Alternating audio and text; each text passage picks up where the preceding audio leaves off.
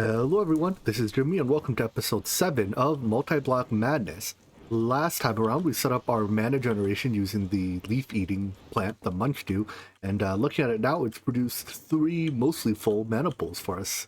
So that's very good. Once these fill up, the leaves will just buffer up. So buffering leaves is kind of like buffering mana, it's just a bit less good. Anyways, we also set up our Starlight Crafting Altar. This is a tier 2 Astral Resource 3 altar, but I was looking at quests today. I know, right? Why would Jimmy ever do that? And I saw that the beginning of chapter 4 has us going through these steps anyways. So I kind of figured, why don't we get ourselves into chapter 4 before we continue with more Astral Sorcery things? It's only a couple steps away. I think this is a quest that unlocks it. So we have to make some alumentum in the crucible, the Thaumcraft crucible.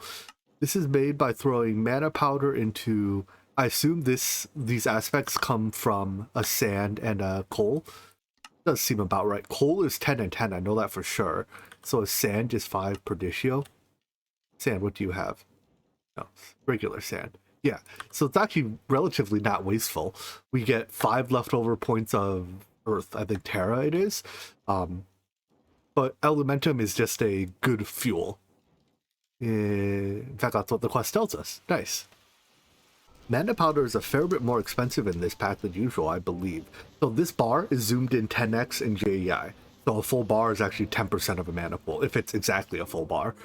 So if I'm going to use Ember Grit here. This is 25%. So this is like, what, maybe 8% of the bar. So that's 0.8, which means out of a full mana pool, we get, I don't know, like 130, 120-ish, but these aren't full mana pools. So I think it might take just about all of my mana to make 2 stacks of mana powder, which is perhaps telling me that I'm going to need more mana production. But for now, I think this will just barely meet our demands. Just going forward, it's not going to be enough for long. Anyways, with that mana, now we can start crafting. So let's double check again. Was it Attunement? Yeah. The mana powder goes in last. Whole is 10 and 10. This has the last 5 points. Let's get our cleanup quartz and then do it in relatively small batches. And in fact, that was even too big a batch. Put it in half size. Basically, if you do too big a batch, you start losing aspects. Alright, let's clean up. So we don't make too much of a mess and turn our whole base purple on accident. All clean. Out of a 2 stacks theoretical yield, I only lost 6 pieces to inefficiency. So that's not bad. Those are left over like the vis crystals here, but whatever. I still need some vis crystals just for crafting, so I'll probably take some of these and actually just dump them into my storage system. So anyways, hey look, we get 1 more from the quest reward. Now, to make the high oven, we also need... This is the Mortar and Pestle from Between Lands. I might need to make a quick visit to the Between Lands dimension in order to actually harvest this stuff. Most of it is, I think, just like the rock equivalent there. We don't have to do any progression. But I did take the quest from it, so maybe... Let's just see. Mortar... Pestle. Maybe the quest rewards just gave us the bits we need. And this is any wood? If I use a different crafting table, can I choose which output I get? I'm sure there's a crafting table that lets me do this. I just don't know which one I want. Probably not this one. The treated wood crafting table from Engineer's Decor has these buttons. I presume that's... Oh, maybe that's not what I thought they do. I guess these are take items and put them in your inventory buttons. I thought they were like the next and previous recipe ones. Alright, whatever. I should have at least some of the actual reed wood. Because I know, yeah, we got that from the quest reward. So we can turn those into planks. Turn those into sticks, make a mortar, and a pestle. So this is used to crush down, I believe, limestone? Not limestone. Yes, limestone. Place pestle in the mortar, then some sulfur. Left click to crush it down into high oven sulfur. Try that. We don't need these furnaces anymore. I'm just checking if they have fuel. The version of more furnaces in this pack voids their fuel when you break it. Doesn't really matter because I basically don't use these furnaces anymore. All right, mortar goes in there. Limestone? No, that sulfur goes in there. Sulfur. And then what do I do? How do I crush? Do the thing. Left click to crush. There we go. I assume I don't want to left click so often. Oh, I just have to left click it once to start. Okay, so it turns between land sulfur into thermal sulfur. Really all there is to it. Thermal sulfur can be crafted too with an essence if I care. But anyways, that's probably just needed to make the high oven bits. Octane. This comes from one of the between land ores, I believe, and I have 36 of it from quests. Cool. Hopefully that's enough. I really don't want to pay a visit to Between Lands. I guess I'll save 4. Can this be doubled? There's probably a way to double it. Yeah, but I just don't have access to it yet. I'm going to save 4 ores. If it comes to it, I'll make the seed. If memory serves me right, the high oven is like the smeltery, except that it's strictly 3x3. So height is up to you, but the shape is always 3x3. So let's go nice and tall. And then how much do I have? 54 left. We'll go as tall as we can because, well, the more room the better, right? Also, the top layer is solid, so that's our thing. And then the controller can go anywhere on it, I believe, and I think that should just form it. That's the bare minimum. Now, obviously, at this point, we can't even take stuff in or out of it. So is it Eclipse Day? It is. Last eclipse was on day 25, right? So this is plus 36 days to it. That's exactly what we expected, I think. Yep. Cool. I mean, there's no significance to it, but it's funny how things turn out the way we expect. All right, with this, we can start making steel.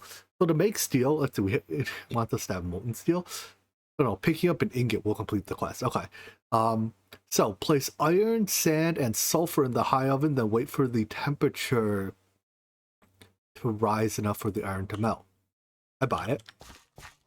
High oven has a whole bunch of different input slots, but what we need to ensure is that iron is in the meltable slot, sulfur is in the whatever this slot is, and then sand is in the flux slot. So sand goes in this one, sulfur goes in this one. I believe that one is a fuel slot. It'll accept coal coke as the best form of fuel, but it'll accept aluminium as well. Actually, before we do this, perhaps I should put the drains on so that we can actually pour this stuff out, huh? I don't actually know. Can drains go on the edges, or do they have to go on the corners? Or can they go on the corners, or do they have to go on the edges? Let's find out. We have to shoot. So shoot is for item input output. Did it form? It did. Cool. So this will give us 2 casting spots. I'll set up another drain in case we need more casting spots. And then a shoot is for, yeah, meltable. Okay, so this is only to input meltable items. That is the stuff that goes into these slots. I think there's a slightly different item called the duct that goes there we go, oxidizer, reducer, and purifier. So I think this is oxidizer, this one's reducer, that one's purifier. I don't know. In order to make steel, we first have to heat our oven up to 10,000 or 1,050 degrees. So if I just drop this in here now, it doesn't do anything because it's not hot enough. If I put the coal coke in here, this starts the heating process, and while it's heating, it does consume burn time for effectively no effect. So we're gonna wait for this thing to come up to heat. It can only accept solid fuels as heat. It cannot be liquid fuel. And now here's where we have to be careful. With the iron ore in here, right now, it's not melting to make steel. It's just melting into iron fluid, because this can process iron ore directly into... Well, there's 6 tabs of uses for this. but it can process, here we go, iron directly into molten iron, and it is an ore doubler, which is kind of nice. But that's not what we want. So I'm going to pull the iron out, wait for it to get all the way up to heat, and then put it back in. Let it go a little hot, but too hot is fine. Unfortunately, I don't think it actually speeds up the melting. Well, maybe it does. I don't actually recall. Who knows? Anyways, let that melt. We'll speed it along with our time in a bottle. Suppose I could have done this from the beginning. Each piece of coal coke lasted incredibly long time in here as well. So anyways, there we go. That makes steel. Once we have the steel, we can just cast it as usual into the smart output.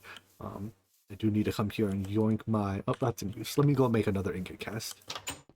In the time I spent getting that cast, the temperature has gone up quite a bit. So we're only... I think we started with 60 pieces of coal coke, right? We're still on our first piece of fuel. And it's already gotten this hot. And the melting speed has definitely increased. Anyways, it guarantees to use up a piece of sand per operation, and it's a chance to use a sulfur. That's just specific to this given recipe. But now that we have plenty of that, I should be able to turn this on. That gives me steel and steel ingot. Cool. So that completes this quest, which gives us a tier 3 token. We'll choose what we get with that in a bit. But now that I have steel, I can make the scorched duck too, which will let me automatically input the sulfur and sand. Looks like 5,500 degrees is as hot as it gets, and I'm reasonably sure, in fact, let's time in a bottle in it just to see. I'm reasonably sure this value, or the burn amount, is no longer going down while it's not doing work. Oh no, that's totally going down, never mind. So I guess we'll pull the fuel when we're not doing it. The high oven's kind of obnoxious to automate because of chance consumed ingredients, so I think I'm just gonna manually batch operate it as needed. Like if I need to make pulsating iron, this can be made here. I can find the recipe. I guess it's the fluid recipe. But it also has a chance ingredient, so it's kind of like, well, when we make it, you know, I don't know how many grains of infinity to give it. So what I'll do is I'll just batch operate on it when we need to make anything in here. And otherwise try to minimize our use of it. But alright, so that unlocks a bunch of things. Perhaps the reinforce or the blast, whatever, the blast oven, blast furnace from Immersive's a good choice. We'll get back to a lot of these. Definitely getting our pickaxe to tier 4. I guess we could have used mana steel. Well, I'll just make a steelhead. And in fact, I think there's a config on the server, or in this pack set, that lets us make all of the components in the part builder. Right, we saw we were able to make the iron pickaxe head in the part builder. It's one of those, no, we can't make steel. Never mind. I don't know why there's some materials we can make in here, some we can't. But anyways, let's go ahead and use our tier 3 token to see what we can buy. Don't care in the slightest about those. We have all of those already. Twilight Forest would be great. I would love to not do the Twilight Forest again. That one's currently winning. These are all things we'll make in huge quantities. That's all very easy to make. Alright, Twilight Forest it is. This will... I suspect we will still have to go into the Twilight Forest at some point, but maybe not if it's playable and peaceful. This might just save us a trip to the Twilight Forest. Alright, so let's just store all this. And I saw that a bunch of quests in Chapter 4 just auto-complete, well, at least some of these. Oh, I'm probably just giving me the research. Hey, we found the nether. Good job. Alright, so it wants us to make a linking tool. Easy enough. We don't quite have enough starlight during the day for it, but there's one thing we skipped over last chapter that might get us there. It might not. We are a comfortable ways off still. But that is, let's see if I can find it again. Maybe it was even 2 chapters ago at this point. Here we go. If I make a spectral relay, I need a bit of stuff for, it'll give us a bit more starlight at all times. Never mind. We are just a tiny bit short of making this. I mean, we are peak days, so make it nighttime. The relay just has to be placed on its own multi-block anywhere remotely close to the altar. And I believe if it works, there will be particles. So that, please, not undeploy. Why can't I undeploy it? Alright, we'll just break it. Perhaps it has to be on the same level as the altar. I don't actually recall. Go back here then. That should leave enough room to expand the altar. And oh wait, I forgot a step. You have to actually put a lens into the relay. There we go. And then you get the blue particles. So it's tough to tell exactly how much starlit that provided because our starlit amount was going up as well. I mean, I guess I can just take the lens out. So we go from, well, it's actually quite a bit, just about half to, we were about here. So it gives, what is that, like 20-ish%? It's tough to tell, I guess, because it's starlit amount is probably still going up from just being nighttime. Whatever, that's enough to make the linking tool, so I'm not going to stress it.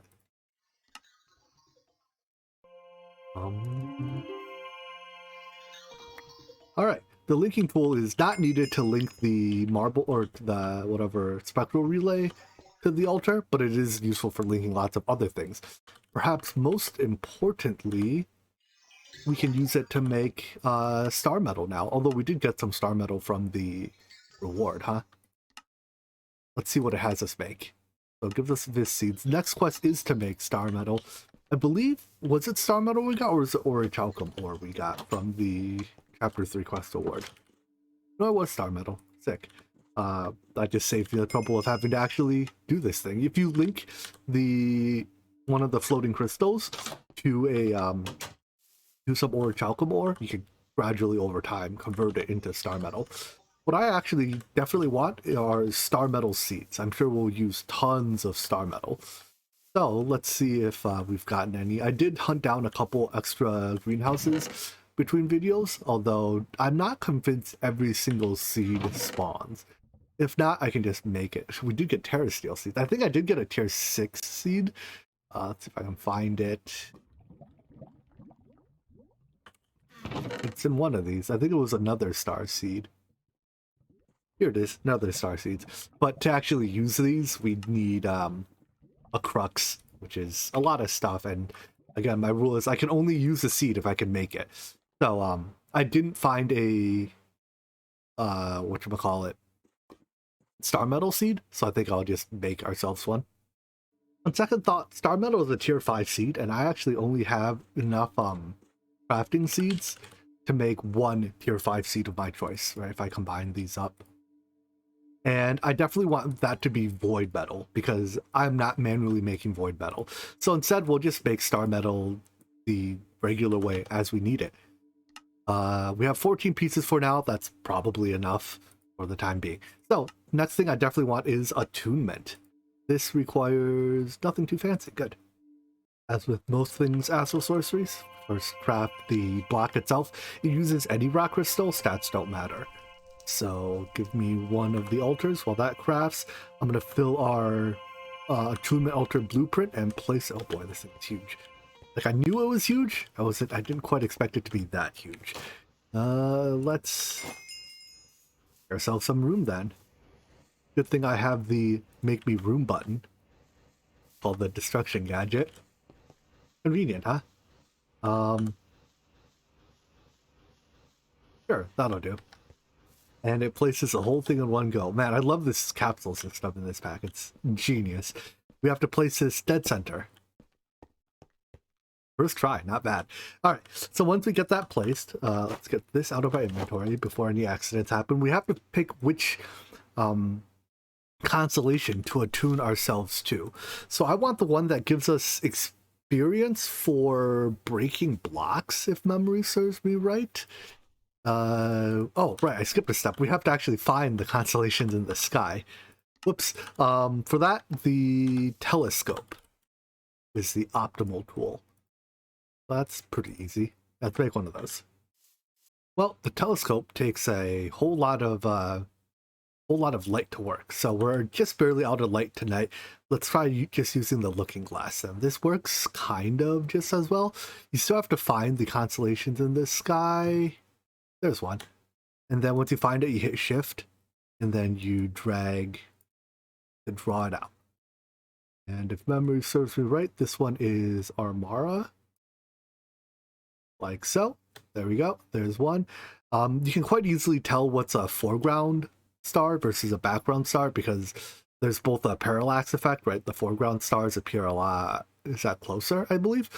And the foreground stars are bigger and brighter. But That's basically all we're gonna get tonight, I think. And tomorrow's not the right one, so we're gonna sleep and then make it daytime. You know what? There's a better way to cycle through days than this, because the hammock doesn't really work, as you can see. And I noticed that the next, like almost immediately, we get into blood magic, which does give us much better day cycling behavior than the bed hammock combo. So we have to make ourselves a beneath teleporter. Quite simple. Sometimes though, the hammock does work. I don't know why. The for some reason it wasn't letting me craft my nocturnal powder earlier, which is a necessary component to the beneath teleporter. So we had to sleep anyways. And apparently that's a quest. A whole lot of cobble around a block of star metal should do the trick. Throw one of these in and bam. I don't actually know what we have to go to the beneath for, but I don't know. There's definitely resources to be had there. And I guess we'll go mine there later. I believe the way this teleporter works is it's either a click it or stand it one. Nope, it's a click it one. So you click on it, you get teleported here. And it's really laggy. Probably doing terrain generation. Usually you get spawned in a nice safe little cave at like Y level 200. This time we get spawned with gravel falling on top of us at Y63. So that's new. I don't know what those lakes are. But yeah, it's a place to run quarries and stuff. Get me out of here. Because the next quest is to make the blood altar. So raw voidstone is found in the beneath. That's what we need to go there for. Make primal voidstone, I guess. Raw primal voidstone. Oh dear, it's like a 7-step process. Okay, so let's get some torches and go mine the beneath. The beneath here looks pretty hideous with connected textures off, but it's also exceptionally laggy with it on. So we'll deal with the hideousness. I think it hurts you for being in the dark. No, it doesn't. That's a creeper though. That hurts you for being in the dark. I think maybe it's a deep dark I'm getting it confused with. And look, I presume it has all the overworld style veins. And look at that. There's our voidstone. So how much of it do I need to make the blood altar? It didn't look like it was much, right? 8 pieces and it's 1-to-1 every step through. Well, there's some new ores here too, like rutile. Can't mine that yet, but I'm sure we'll be back for it later. I think that probably becomes titanium. I'm at least a little bit curious what those lakes are. Basically, oh no, I only have 5. Well, whatever. Let's go check it out. Ow. Why did I take damage? Something shoot me? And also, what is this stuff? I believe there's a setting we can do on Wayla? No, we don't use Wayla. We have the one probe. How do I make the one probe go fluids? Who knows? Next best thing then, we just grab a bucket of it. So this is tectonic petroleum, and this is gold. That's a creeper. Glad I have blast protection. That didn't hurt that bad. Ow. Maybe that was the darkness damaging me. I don't know. But I don't really need a bucket of gold either. So we'll just leave that behind. And the overworld veins that are duplicated here into the beneath do seem to be a lot larger. I guess that feels larger than copper veins in the overworld tend to be. Maybe not. Whatever. I've gotten the voidstone I came here. Step 1, I think, is to atomic reconstructor it.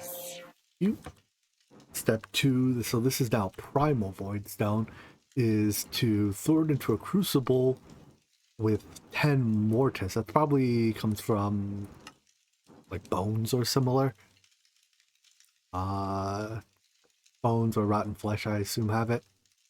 2 bones should have the 10 death we need, plus some leftover hearts. So go in, and clean up. Exactly as planned. Alright, so those are primal voidstone. Is there anything else in the blood altar recipe? Nope, everything else in here. I guess I need a thing of blood, which probably means I need to go swimming in my altar.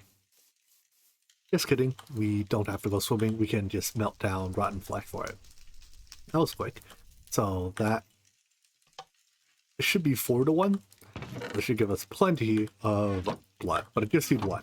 Alright, let's head back up to our Miniaturization Crafter. Unfortunately, there doesn't appear to be a module for this, so I have to like actually build it. There is a blood altar module, but that's just for like the tier 6 blood altar. We'll use that in a bit. So how does this look? It's you in the middle, surrounded by this. And then, oops, forgot the atomic reconstructor, my redstone.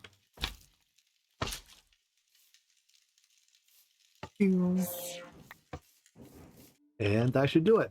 Shrink it up. Cool. That makes the altar. While the altar shrinks, I want to lay out the space for the entire tier 6 altar, because we're going to need probably multiple tier 6 altars eventually, but definitely one. So, what is this made of? Cobble. Perfect. Let's get 192 cobble, and then we can just trade it out for... Oh, I don't have 192 cobble.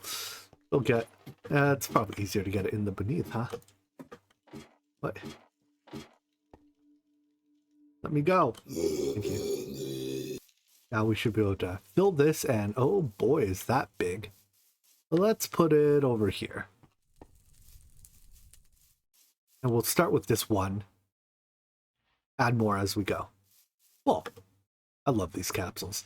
Because I don't have flight yet, I probably also want to add an easier way to climb up here at some point. But the altar itself goes right here, and we have ourselves a tier 1 blood altar. Nice. It also wants a sacrificial dagger. Unfortunately, the dagger is made from the bone dagger, and let me just make sure there's no alternate sacrificial dagger recipe here. Yeah, we have to get the slimy bones from Between Lands. There doesn't appear to be any way around it. We can make them, but we have to get moss from Between Lands. The block... Oh, wait. Nope, there is a way around it. How do you make Ticon mending moss again? It's been a long time since I've done this. This is made by... It's like clicking something on a bookshelf, right? Hey, Tinker's Construct, what's up with that? Why is this item hidden? Ball of moss. Hidden in JEI. Well, anyways, good thing I looked it up on the internet. We make one of these, we get a bookshelf. Doesn't have to be oak. Dark oak will do. And then it takes 10 levels. I don't know if it takes 10 levels worth of EXP or... Nope, it took all 10 levels. Apparently we even get the bookshelf back. And now we can use this to make the... Oh, good. I was hoping we didn't have to visit the Between Lands. And then what can we do? Just uncompact this? So I guess this is the way we can convert one type of bone to the other. Alright, works for me. Now we can make the bone sword. And then toss that into a crucible. So mortis, that will again come from bones. 1, 2, 3, 4, 5, 6. Have an extra just to be safe. A versial, probably some type of sword. These sword have... That has 20 in it. I'm sure we can do better. I think this should do it. So a zombie head to provide 10 humanus and 10 points of mortis. The other mortis comes from bones. Arrows to provide the sword. I don't know why sword is on arrows, but so it is. Alright. Here goes nothing. We did it. A sacrificial dagger. Now, all I need to make the... I don't want to do more blood magic right now. All I need to make the Make It Night ritual is the Imperfect Rituals stone, which requires a blood orb of any tier, I believe. Yes, weak. So that takes a Naga scale and 2000 LP. In fact, I don't even need to put my... Well, I've already set my blood altar down. Our blood altar doesn't need to be on the structure for now, but... we got our Naga from the quest. And 2000 LP will come from pricking our finger, and I have enough food to make 2000. I think you get about 200 per prick, or maybe it's 100 per prick default. So 2000 is not that much damage. You can't climb up here, can you? So first thing you do is start filling this up. At first, some LP will drain out of it into its internal buffer tank. That's okay. Don't worry too much about it.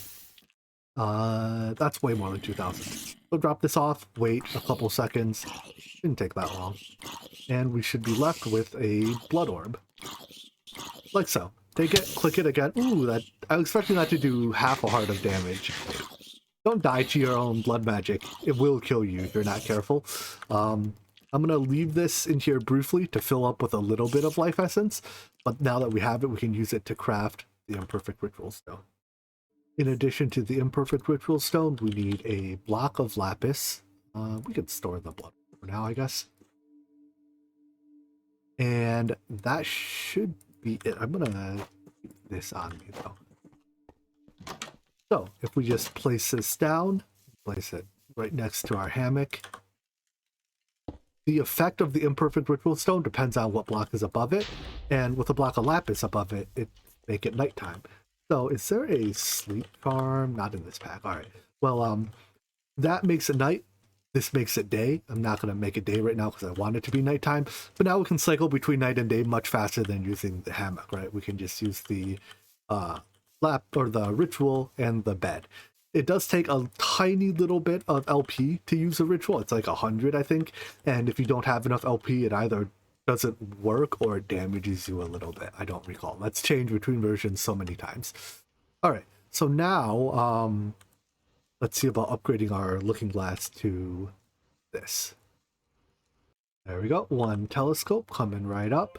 And the advantage of using the telescope over the looking glass is that it has distinct fields that it looks into, as opposed to the looking glass being continuous and you have to actually find the, oh dear. Using time in a bottle sometimes breaks these crafts, but if you're right on the threshold of how much starlight is needed. But anyways, yeah, this thing is easier because you can see the entire, like there's only 8 distinct fields to look at. So here's one that has a constellation in it. Which constellation is this? This one, Divorcio, I believe it's. Wait, no, that doesn't look right. 1, 2, 3. What constellation is this one? Definitely not what I started drawing. Oh, it's this one. I don't actually know what it's called. And that, no, this one might be called Divorcio. No, this one's Dissidia. Okay, that one's the attack one, I believe. Here's another one. I have no clue. Is this a constellation or am I making things up? Okay, that one's Divorcio. And at this point, we've discovered most of our constellations, not all of them yet. If we check in our Astrotome here under constellations, Vicio is the one we haven't discovered yet. But if we click it, it gives us some more information now. I want the Attunement, the one that's about breaking blocks. So, oh, we haven't, there's still 2 missing. Let's see. Turns out Divorcio is the one that I want to attune myself to. So by holding the appropriate constellation paper in your offhand, you see these little blue clouds on your attunement altar. Place a spectral relay on each of them, and then walk into your attunement altar. There's a little spin-a-majig for a couple minutes. It takes an incredibly long time, and when it's done, you will be attuned to the to this given constellation. Attuning has a couple effects. First and probably foremost is that it unlocks ways for you to earn experience and has this whole perk tree. This pack has even buffed the perks in Astro Sorcery. There's now up to 100 skill points as opposed to let's see, 100 skill points as opposed to the usual 30. So this perks tab is now open. Your starting perk is the one you attune yourself to. It says gain experience by breaking blocks. Cool. There's also a mod in this pack called Astral Level Nerf, and it just says make Astral Level EXP not so high at high levels. I don't know. So the experience curve is still exponential with this, right? As n equals the previous value times. So yeah, it's still exponential. What is the default? Yeah, but I assume this causes it to take less experience. Anyways, the reason I went for that specific... Get out of here. Wow. Get slow. The reason I went for that specific... Is my capacitor out of juice? Why are you not charging it? Hey, charge my stuff. Hold on. Charging inventory. Oh, it's because you are charged. Funny how that works. But anyway, so the reason I went for gain experience from destroying blocks is because we can destroy blocks with the destruction gadget, and it counts. Don't play noises. It counts for purposes of lag, for purposes of gaining experience. I'm going to intentionally make a bit of a mess here, so I went a ways away from our base. You see, just with one use of the destruction gadget, we're up to level 5. It is by far the easiest one to level, as long as you have some RF production. And I think I turned you off now. There we go. So, as long as you have some way to make RF to power your voiding destruction gadget here, yeah, you just keep destroying. You can even destruction, undo, redo, undo, redo, undo, redo. You kind of get the point. But anyways, I'm already up to level 18. I'm going to place some of these perks now. My general strategy is to initially grab all the increased experience ones. So down inside, no, that's effectiveness. Here we go. Increased perk experience. Grab all of these. And then once I've reached an appropriate level, I'll do a reset to get all my experience back and then redo my tree the way I actually want it. I've done a bit of destructioning and I'm up to level 25, so I've gotten most of the experience points. Still gonna go through and get the rest later. But I've went back to our base and discovered all the tier 2 constellations now. So once you're attuned to a constellation, you can discover these purple ones. I think they're called like faint constellations. But they don't have direct perks that unlock, but they can be used for other things. There's one that I haven't grabbed yet. That is the Horologium one, because this is the one that comes out every 36 days, and it just came out a couple days ago. So we won't be seeing it for a little while longer. But next time it comes out, we'll discover it during the night. Anyways, I think I'm going to wrap up here for today. Between episodes, I'll do a bit more destructioning to get our level maybe 40-ish. The EXP per level doubles every about 7 based on the current algorithm. So somewhere around like 50-ish, it becomes untenable. 100 is theoretically the limit, but again, I'd have to destroy every block in the world maybe to get there. Not quite that patient. So we'll call it at some point. But yeah, I think that's it for today.